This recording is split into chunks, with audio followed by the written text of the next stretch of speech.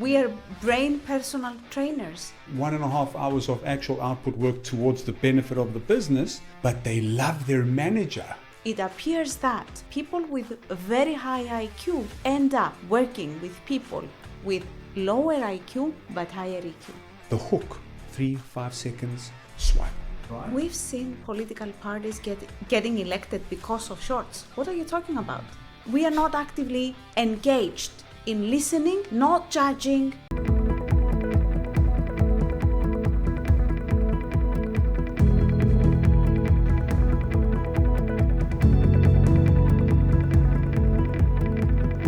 Welcome to the Financial Frontiers podcast. Remember to subscribe to our YouTube channel, hit that bell icon to get notified when we upload new content. Follow us on Spotify and give us a 5-star rating. It will help the channel, which I hope you love so much. Here we are, another episode of the Financial Frontiers podcast. I have a revisit guest, Andrie Penta. It's a pleasure to have you here, Andrie. Thank you for joining. Last time I was a bit unorganized, it shows in the video. It's all good. This time I hope to deliver better. Today's discussion is going to be about leadership. We're going to speak about EQ, IQ, AI, and general management, in professions, people who have managerial positions, who maybe are entrepreneurs, owners of small businesses, who need to manage a team. I think your experience and insight in the work that you do, which is consultancy and training around the profession, will help our viewers over here. Andrie, thank you for joining. Please introduce yourself for those who don't know who you are, and let's get into a discussion. Thank you, Dino, for having me once again. I'm basically working with large and small public and private organizations, as well as individual candidates who wish to improve skills, soft skills, human skills 2.0. We work on training, consulting, restructuring, redoing things for organizations and people so as to ensure that we assist them, help them solve challenges, handle, manage problems, and wake up with a better tomorrow. Mm-hmm. Yeah, I think as people kind of navigate their professional lives, I like to think of it as the knowledge that you gain and the skills that you develop over time are your tools to navigate everyday life. And these are some important tools that someone can improve on to live a better tomorrow, as you said. But you mentioned something, human skills 2.0. What is that? We used to call soft skills. Actually, we are now into the era of exploring what these soft skills are all about, and they have been renamed, rebranded as Human Skills 2.0. This title, this brand name, has included emotional intelligence, is now including communication. It refers to our ability to manage ourselves and manage people more effectively. So is that what essentially? Let's expand on what is soft skills, and is there such a thing as hard skills? Well, in the past, companies used to hire and promote people based on their hard skills, on their, for example, technical skills. For example, the ability of somebody to do proper audits and correct and accurate audits, if we are referring to an accountant or an auditor. Now, we tend to see an approach towards exploring softer skills, like the ability of somebody to lead their people effectively, the ability of somebody to inspire, to motivate, to explore the potential of their employees, of their team members. I see. So if I had to kind of break it down in the way I understood, a hard skill is a very specific profession that you got to go to a university for, learn practically over years, and not anyone can do it. And it's very specific and bespoke in that skill set, as opposed to soft skills is more people management, or having underlying characteristics built within your character, that,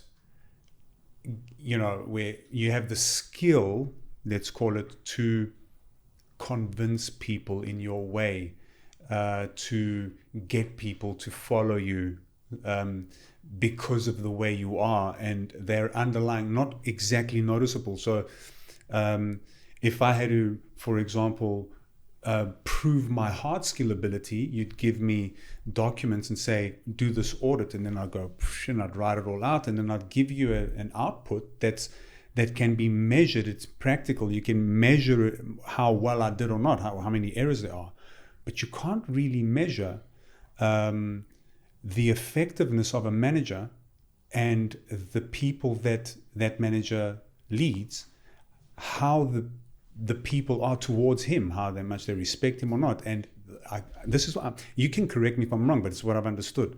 Can you not measure that? That's actually something that it's quite obvious. Do you know why?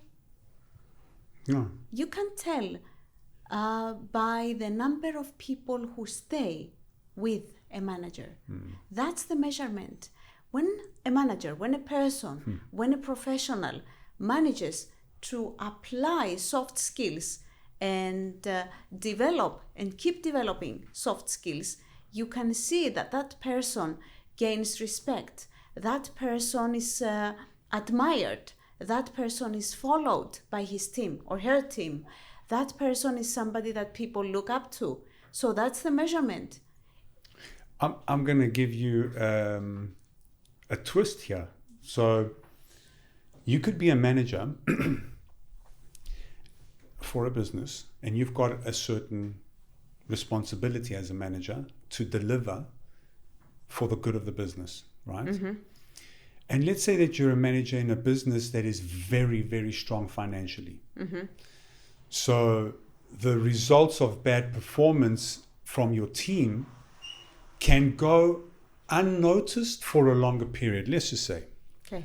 And that manager is one that is, it's okay, you can do whatever you want. People come, they go, people take advantage. So they leave the office whenever they want. They go for a stroll. They have a coffee.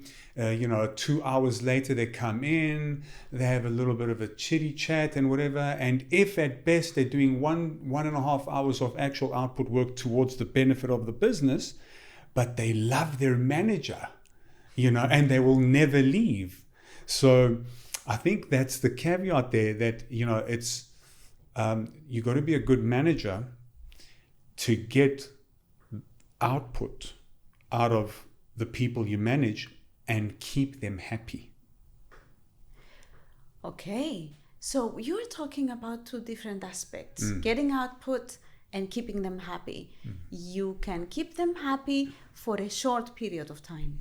People are educated these days. They are informed. They read, they see, they're getting information through social media.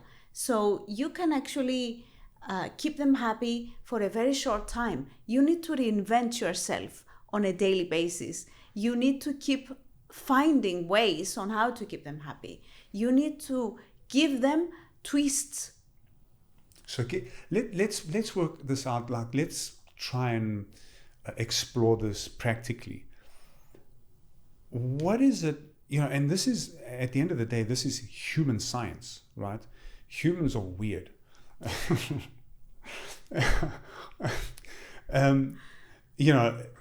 We're never happy.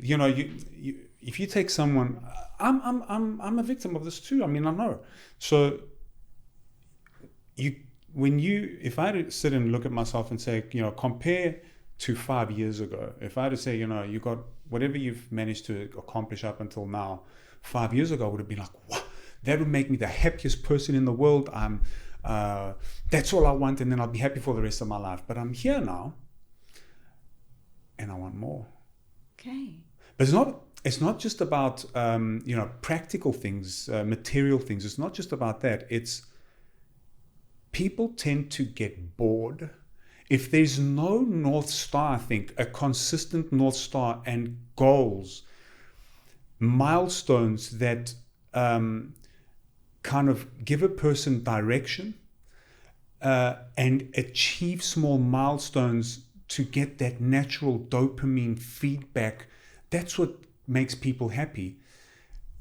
And I want to kind of expand on this and maybe, incentivize and, help people figure out a way on how they can manage their teams to keep that consistent. And you mentioned it, you alluded to it before. You said you got to twist it.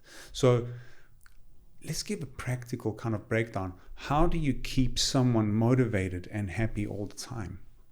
Can you keep somebody motivated and happy all the time? I think No, you need to understand your people. You need to work towards satisfying their goals, giving them personal goals, linking them to the organizational goals, and providing them with the tools in order to assist them to get where they wish, which should be linked to any personal goals that person has.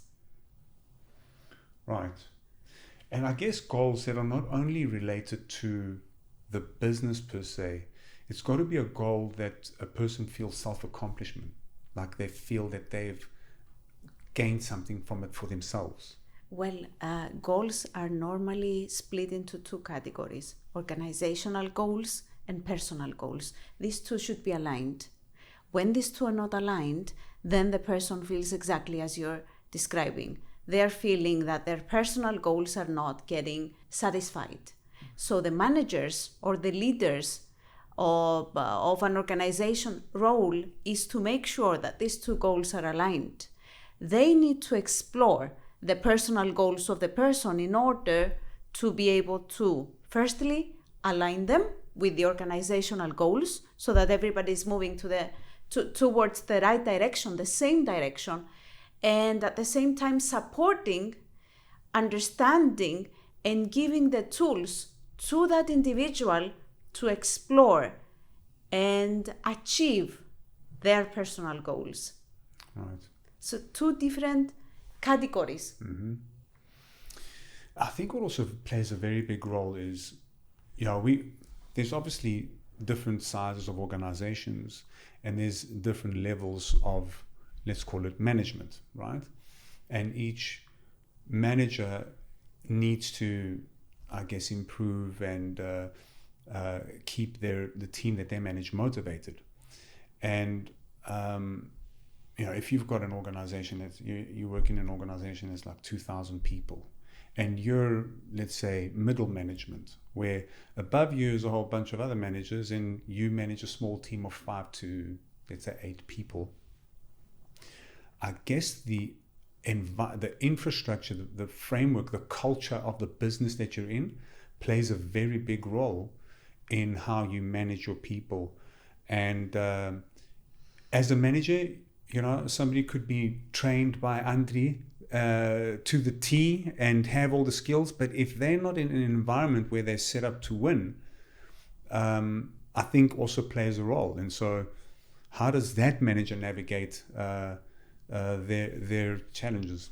That's a challenge that I come across almost on a daily basis, Dino. You know why? Because I get called to train organizations and teams and sub-teams of this size. Not very many in Cyprus, but we have clients overseas as well.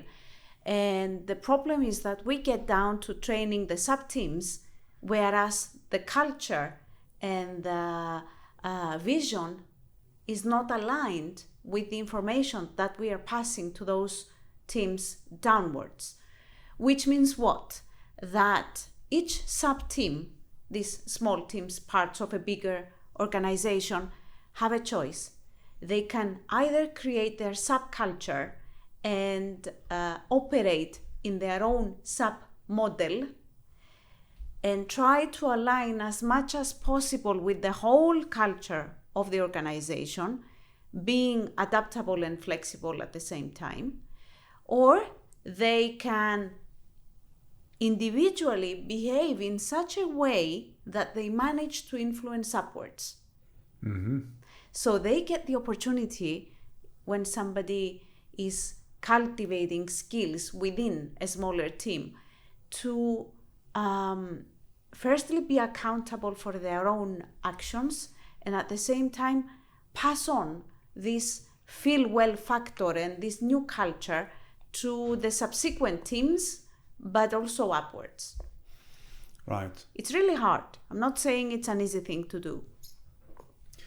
How important would you say it is for a company to have frequent team bonding, outside of the office, different environment, not about work, you go bowling, go-karting, whatever it is?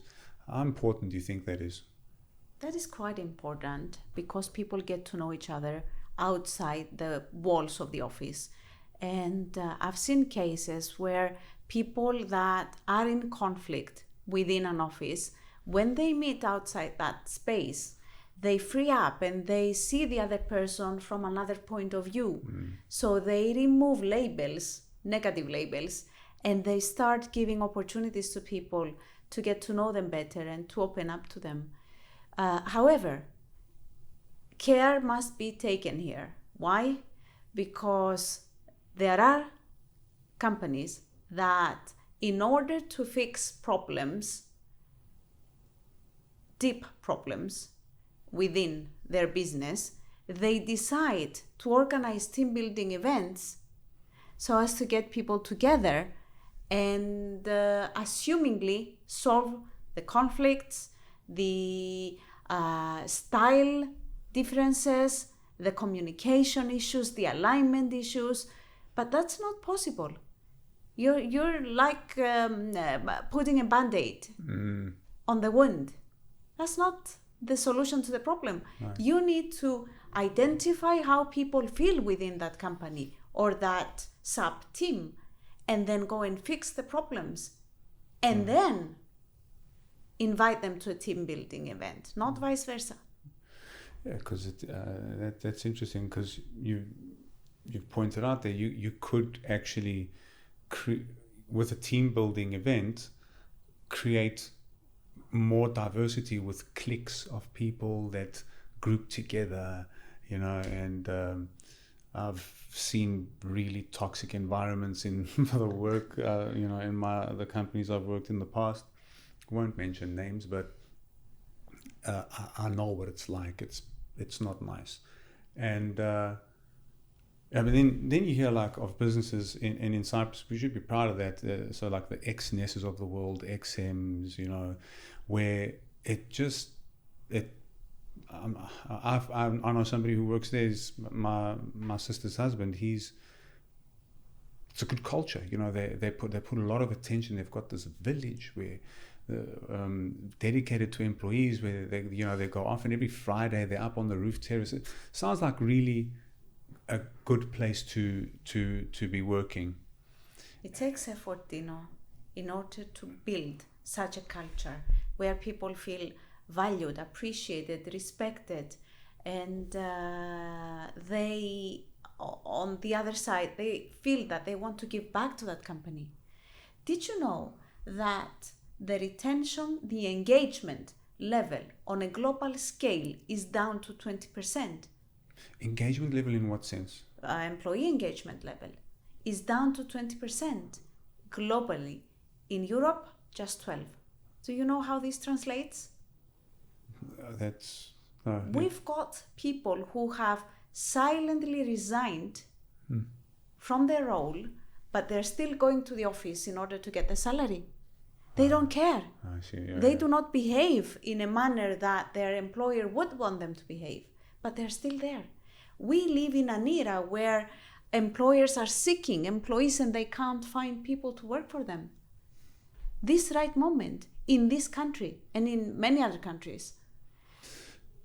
So, I mean, I guess that ties into, you know, the motivation, keeping teams motivated. If you come into the work, you know, to your job just because you don't have an option, and you're there for the money, but you don't care, that's not good for not the business, neither is it good for the individual, because it's very important to feel, you know, that self-fulfillment, you know, going and accomplishing something that you've either built or, you know, contributed. I think it's important for someone's happiness generally. You're very right. The majority of people, I talk to a lot of people, I see a lot of people every day. I see groups of people, and the majority of them are suffering from psychosomatic impact of the negativity that they receive within their working environment. So many of them are dealing with issues, health issues, because they're suppressing their feelings, because they feel that they have a company that they do not respect, but they still need to serve because they need the money to feed their family. And this is so sad. What would you advise? So I guess in that situation, there's never a one way, you know, it takes two to tango, right? It's not 100% fault of the employee or 100% fault of the company. So I guess, what kind of advice could you give? And let's start with the employee, the individual, that person who goes to work and dreads it, but doesn't have an option. That's entrapment. I think, I know what my advice is, right? But not everybody's thick-skinned. Let's just leave the job. I'm also maybe reckless, you know. So what would your advice be? Well, I'm the same as you. That's why we own businesses and we are not employees of other people. Right. However, it takes guts, and it takes a decision, and it takes hard work and a lot of other things, as you probably know. Of course you do know, not probably. And it's not easy for everybody to take such a decision. What I would say is, if you're obliged to stick to that job, find things within your job that make you happy. So the advice to an employee would be, find things in that specific job, small bits and pieces that make you happy, that keep you going within that organization, and then find other things to do in the afternoon to fill in the psychological, the mental gap that has been created because of that dissatisfaction within your work environment. Yeah.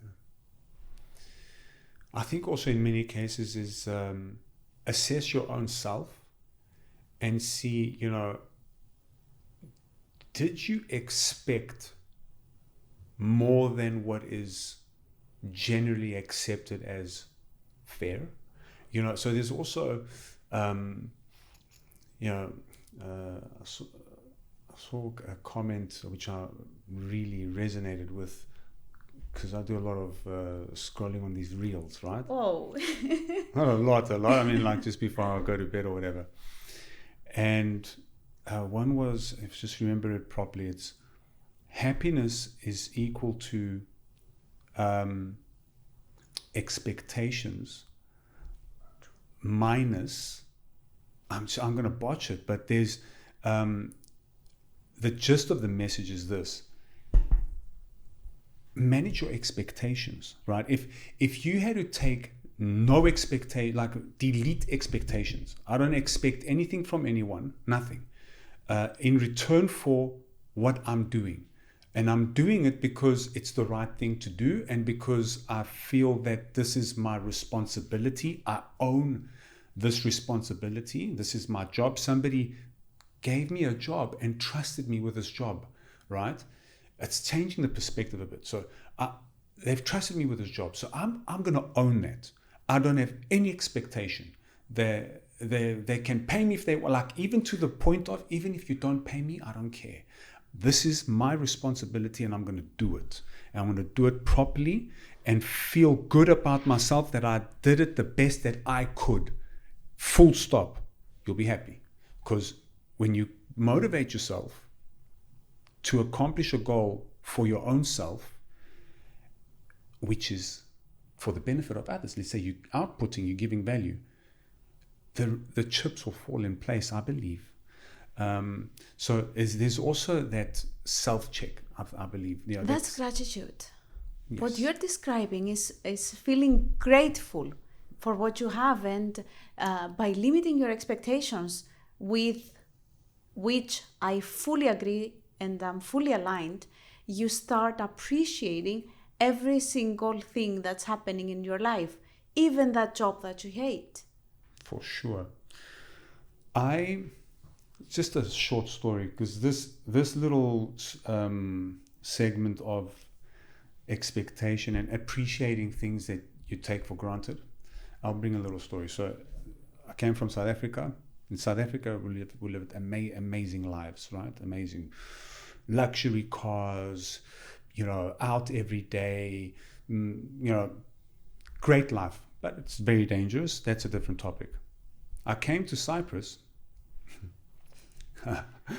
and I joined the army, and for 3 weeks I was in this shithole.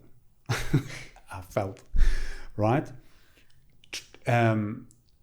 It's luxury zero, toilets with a long drop, not even all the stinking things, the same bland orange color in the evenings.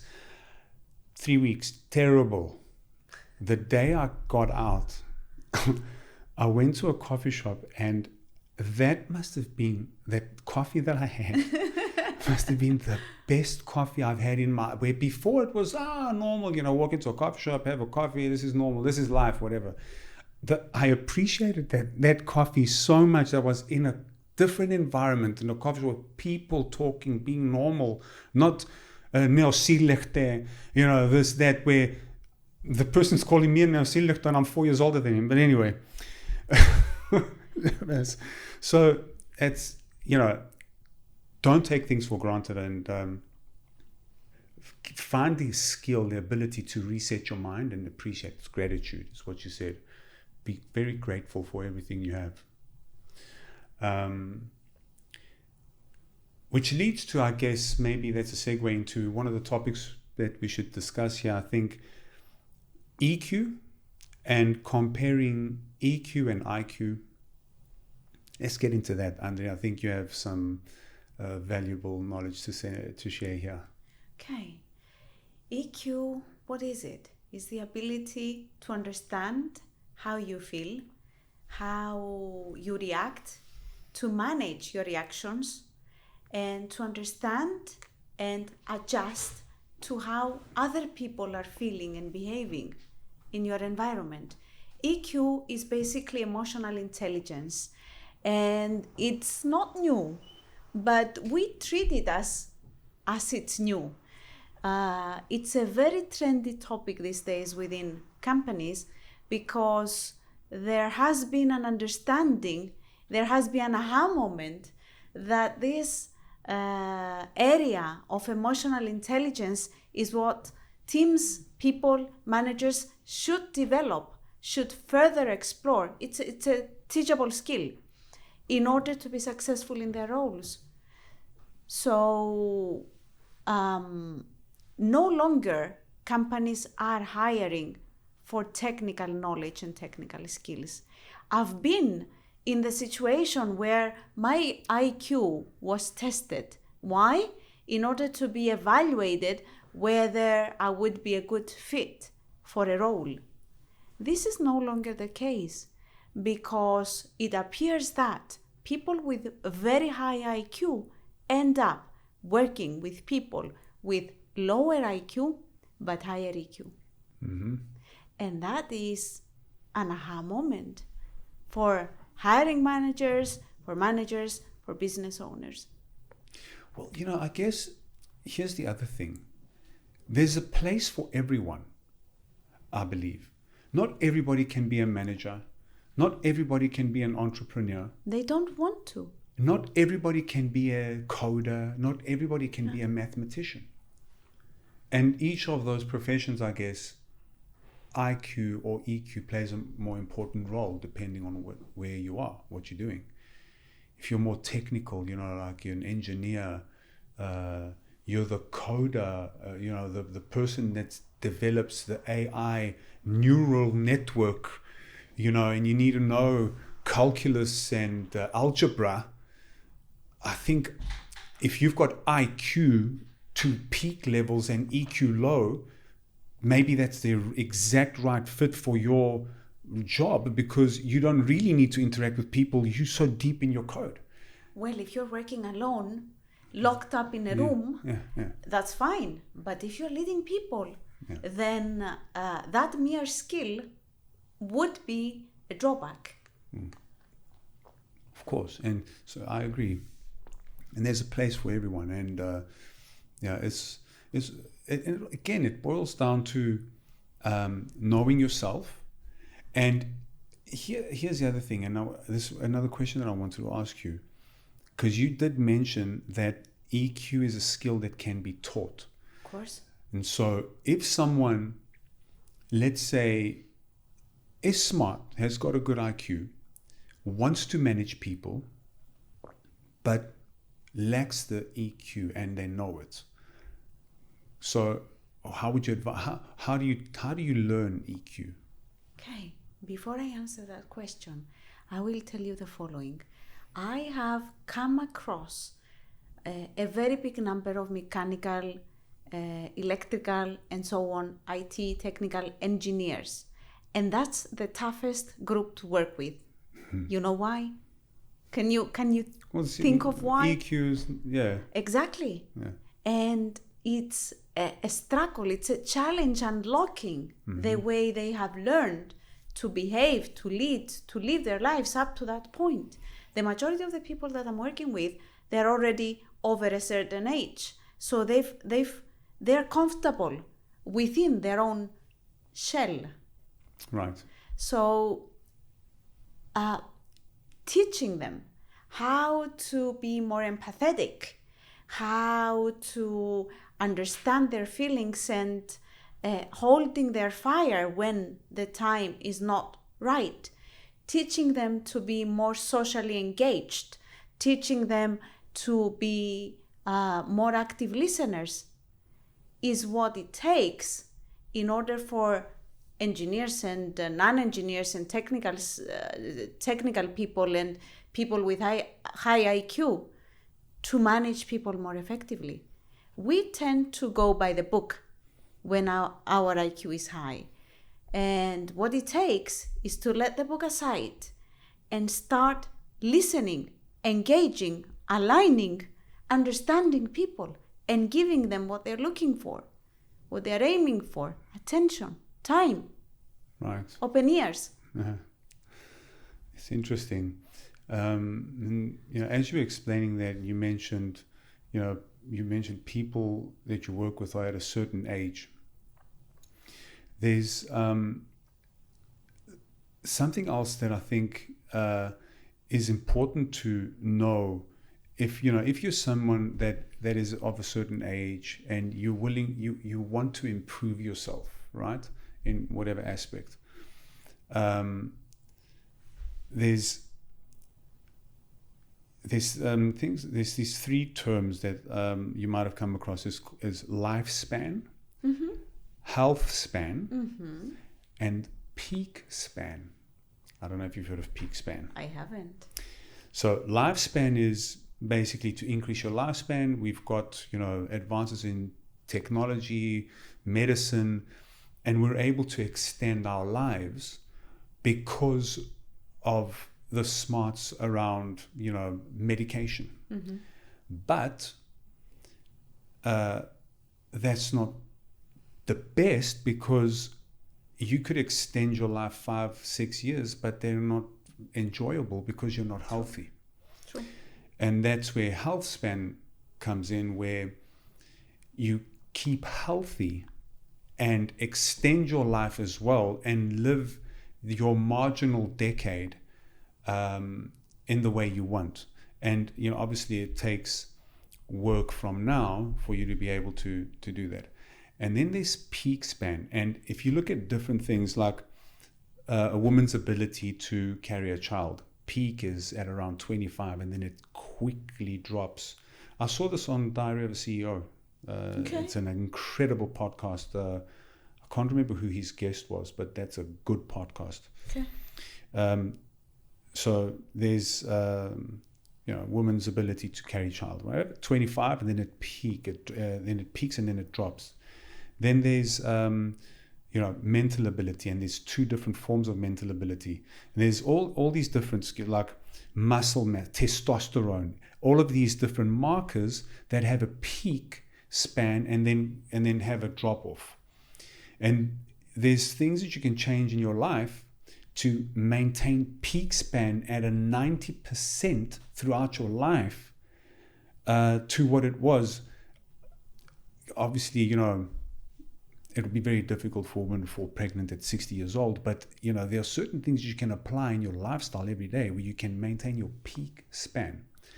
But the reason that I remembered that podcast when you were talking is about, you said you speak to people of different ages, and if somebody who's really interested in expanding improving themselves, right, self-improvement. Two markers that were in this peak span is the agility of the mind. So our mind apparently is fully developed by age 2. I don't know if it's facts, I don't know, but it's fully developed by age 2. But what's different between a 2-year-old mind and a 35 or 40-year-old mind is that it's agile. The neural paths have not developed yet to form the person's character, to form the person's skills and ability, the languages the person speaks, whatever it is.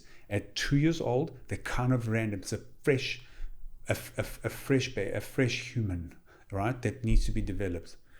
And over the years, they start learning things, and things start, and this is from the podcast, they crystallize. And the crystallized part of the peak is at 45, which basically means everything that you've learned over the years gets formed into crystallized memory, let's call it. And you've developed your character, and at 45, whatever your EQ is, your IQ is, whatever it is, that's what it is. And it's a lot more difficult to change yourself, let's say, compared to at the age of 15. Right, where you're still learning, you're still kind of looking at how your parents are, your friends. You become a product of the people that you're around. And super interesting conversation that I've taken to another direction here, but it kind of ties in, right? And I've taken over this podcast. Yeah, I think I should let you speak a bit. That is super interesting, right? I believe that somebody who's at 40, if you really put effort and you want to increase your EQ, you could do it. And so if you can maybe, because before you answered the question, you spoke about the IT guys who are not really, they're difficult to work with, but give us, how does someone train themselves? How can somebody improve practically their EQ? Okay, they can actually start changing their habits, and they can discipline themselves to start actively listening to people. That's one easy thing to do. That's why I'm sticking to the active listening. It's an easy thing to do. Most people, they think they know, they think they have the answers, so they catch you. Whenever you try to explain something, they say, okay, I know. Leave it to me, or send it through email. We are not actively engaged in listening, not judging, and not drawing conclusions, and letting people express how they really feel. And then offer to give a hand if that's appropriate. Another way would be to hold my fire. I'm just giving a couple of easy things to apply. Hold your fire whenever you get upset or angry or you're about to explode within the working environment. Breathe, take 10 deep breaths and not react. Go back, rethink, and then take your position. That's two easy things to do in order to develop EQ. Let's go back to the conversation regarding the age and the brain development. I'm reading a lot about that. I'm challenging this belief that people cannot become more intelligent after a certain age, and whether they cannot actually develop emotional intelligence after a certain age. It seems that the more you read, the more your intelligence increases. I assume the reason that this podcast was discussing that people stop developing their brain cells after 45 is that because we feel comfortable. You stop trying. You stop trying. But I have met recently a lot of people who at the age of 50, they become ultra-marathon runners. Is this not brain development? Is this not a very big challenge? Is this not EQ? Is this not IQ? Mm-hmm. Why do people over the age of 45 go through this very big challenge? Because it takes discipline, it takes planning, it takes good time management, it takes a lot of skills. So when somebody wants to and are willing to try and are willing to make the effort, I think that the brain can still develop and grow, and your IQ and EQ still develop and grow until you depart this world. That's my 2 cents on this. I agree. And I wouldn't put 2 cents value there. I think it's got good value. It's interesting because that sparks another topic for me, and that's AI. Okay. And I'll tell you how. That bridges AI. I'll tell you how it bridges AI into this conversation. So, if we had a look at how humans were and how we are today, and a lot of books and things that speak about physical health and strength and ability compared to our primitive days, when we didn't have food in abundance, empty calories in abundance, where it was dependent, your physical ability was dependent on your survival to get valuable calories that's full of protein and whatever. And there weren't obese people back then. Even 50 years ago, this wasn't a thing. And where we are now, so many obese people, and that's because our bodies weren't meant to just sit on the couch all day and consume 8,000 calories in a sitting. And that's why gyms, or people that actually care and go out and exercise and look after themselves and eat right and do things right and are fit, you can tell that they've actually gone out of their way to do what was not an option when in our primitive days, where it wasn't an option. You had to walk out barefoot, kilometers, hunt, whatever it is. You had no option. The people that actually put effort to exercise, you can visually see the difference. And I think AI is going to create, in years, people who can't use their brain properly. And there's going to be brain gyms, brain workouts, a personal, like you have a personal trainer for physical muscle, You'll have a personal trainer for, your mental ability. And this is what I do. This is what me and my team are doing. We are brain gyms. We are brain personal trainers. 100%. So it's not the future. It's here the now. It's here now. Yes. And you do it in, let's say, the professional career, but the professional, let's say, environment.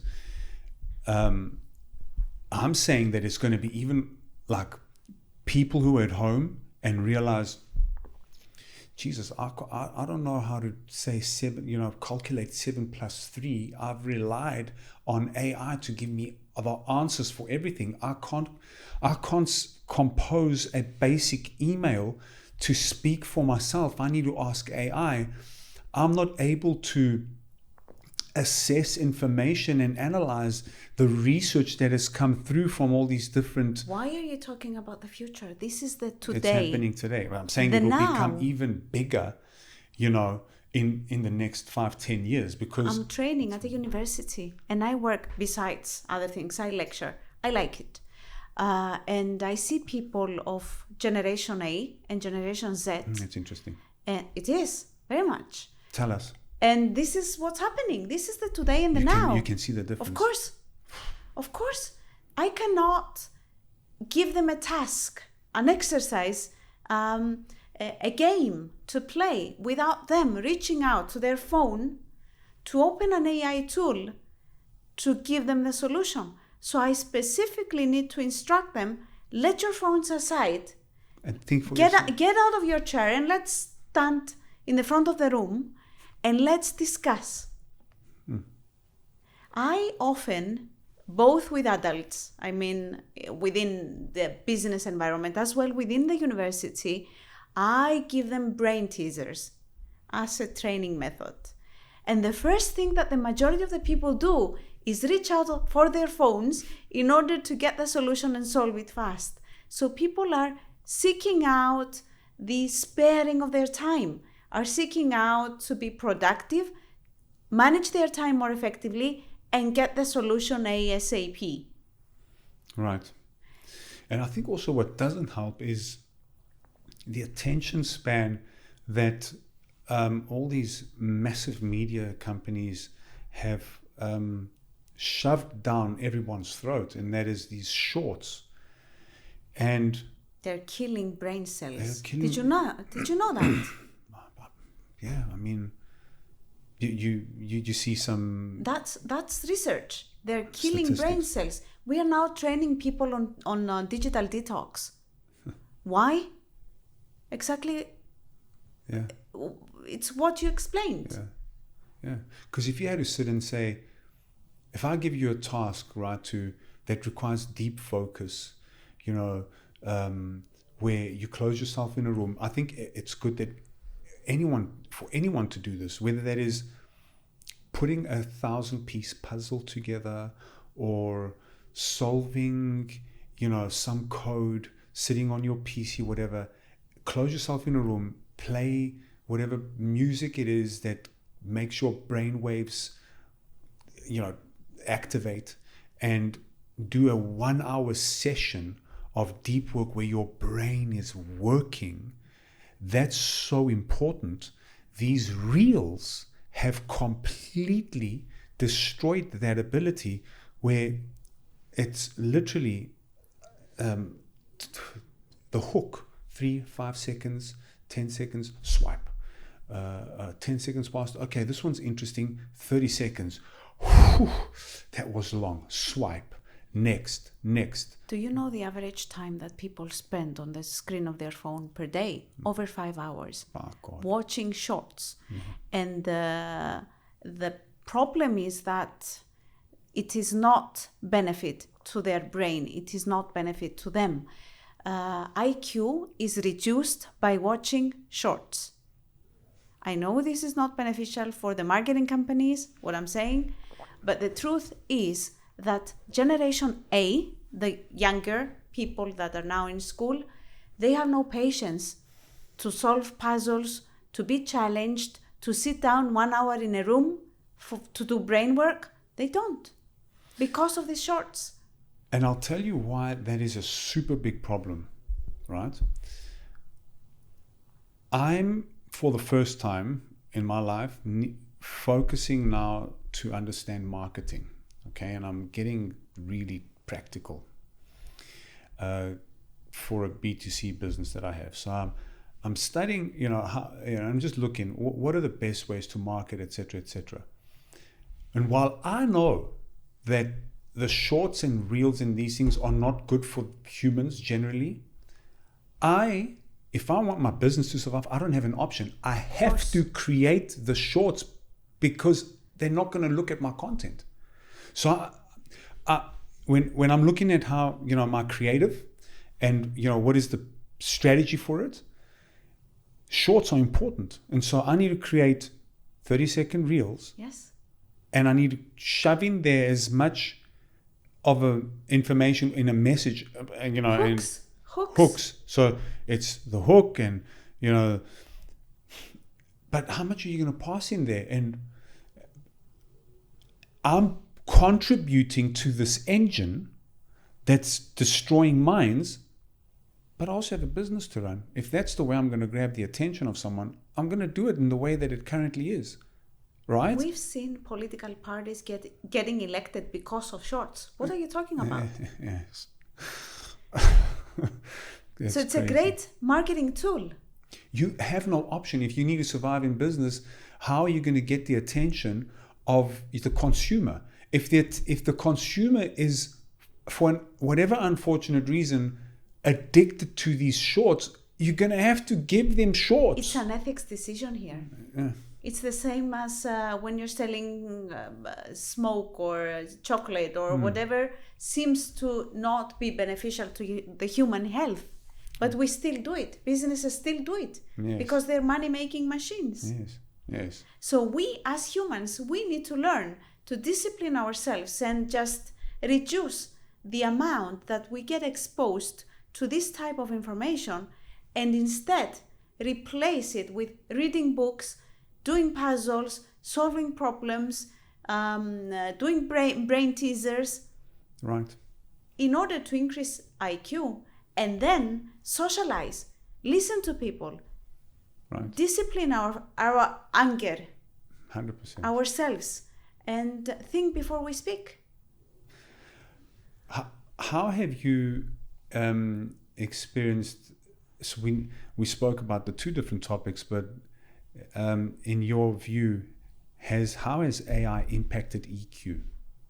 AI has been a great assistant because what is AI? Digital assistant. It has assisted humans to save time. At the same time, it has isolated people. EQ, one of the pillars of EQ, because there are 5 altogether, one of the pillars of EQ is social skills. When you're getting locked up in an office and you're working on your own, using the ability that the AI as a digital assistant has to offer, then how are you exercising social skills? 100%. Yeah. That's one way to see it. What are the other 4 pillars? So it's 5 pillars of EQ. You've got social skills, and the other 4? Motivating yourself. So it's motivation, social skills, knowing, self-awareness, self-discipline, and empathy, of course. Empathy. The first and foremost. I say these things so many times every week that they just, empathy. Yeah. Which basically means feel the other person's pain. Try and understand from the other person's perspective. It's not feeling the other person's pain. I often hear the definition of empathy being something like, get yourself in other people's shoes. Mm-hmm. But the reality is that you and me, Dino, are wearing a different size of shoe. How can I get into your shoes and how can you get into my shoes? We can't. What I can do is listen to you. That's empathy. Listen to you. Be present. Look at you in the eye.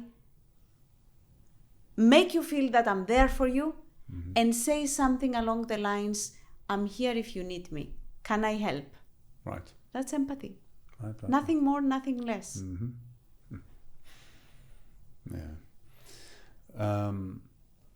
Yeah. Something that I like to follow myself is treat others in anything that you do, and how you are. If that's, with your child or your spouse or, a colleague or whatever, your actions, if it is justified in your mind and you say to yourself, whether that is, treating that person well or needing to be firm, if every action that you do towards others is something that you would be accepting from others towards you, if that's, if you're willing to do to others what others would do to you, that's a good motto, I believe, to live by. True. Right? Yes. And maybe enhances the empathy side of things. Sounds good to me. I think when you actually treat other human beings with respect, with understanding, with being present, and not put yourself first, as the majority of the people do, then you will deepen relationships, you will gain respect as a leader, because our conversation started from how do I manage more effectively, how do I become a leader, and how do all of these skills that we've discussed will help me to do my job better. Right. That's it. I think we've covered quite a lot of things, Andrie. It's been an hour already. Ooh. Okay. Time goes by quick. I didn't drop my phone. That's progress. That's progress. My team told me the last time that before we got here, they told me the last time I was all over the place sweating and things. I dropped my phone, and that's okay. I'm sorry for that. Today we were composed. Was there another topic that you wanted to discuss? I think we've said a lot for one meeting, and we can retouch base in the near future and explore more areas. There's a lot to talk about. I agree. There's a lot going on in business today, and we need to be aware, and we need to be alert on how to keep improving. What I always say to my clients and my friends is that whatever we knew yesterday is no longer valid. Yeah. Especially in the era of tech, things change so quick. Andrie, thank you so much for your time. Let's move on to some closing comments. Remind people where they can find you, LinkedIn, whatever it is, what your handles are. Of course, I'm the country director of DOOR Training and Consulting. We do training, we do organizational change, we do HR consulting, I do coaching, executive coaching. And they can, of course, find me on LinkedIn, Facebook, TikTok, Instagram. They can call me, but you can share my number and email in the comments, in a link. Sure. Andrie Penta, thank you very much for your time. Thank you, Dinos. This was a good one. Thank you.